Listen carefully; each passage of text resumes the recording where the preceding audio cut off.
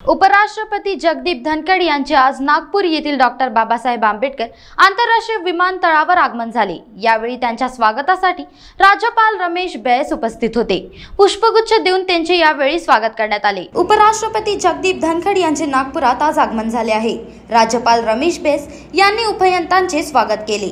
स्थानिक प्रशासनाच्या वतीने विभागीय आयुक्त विजयलक्ष्मी बिद्री, पोलीस आयुक्त डॉक्टर रवींद्र सिंगल, मनपा आयुक्त डॉक्टर अभिजित चौधरी, विशेष पोलीस महानिरीक्षक छेरिंग दोर्जे, जिल्हाधिकारी डॉक्टर विपिन इटनकर, सह पोलीस आयुक्त अस्वती दोर्जे, जिल्हा परिषदेच्या मुख्य कार्यकारी अधिकारी सौम्य शर्मा, पोलीस अधीक्षक हर्ष पोतादार यांची यावेळी उपस्थिती होती। राष्ट्रीय प्रत्यक्ष कर अकादमीत प्रशिक्षण पूर्ण करणाऱ्या भारतीय महसूल सेवेच्या अधिकाऱ्यांच्या 76व्या तुकडीच्या निरोप प्रसंगी उपराष्ट्रपती हे प्रमुख अतिथी म्हणून उपस्थित राहणार आहेत।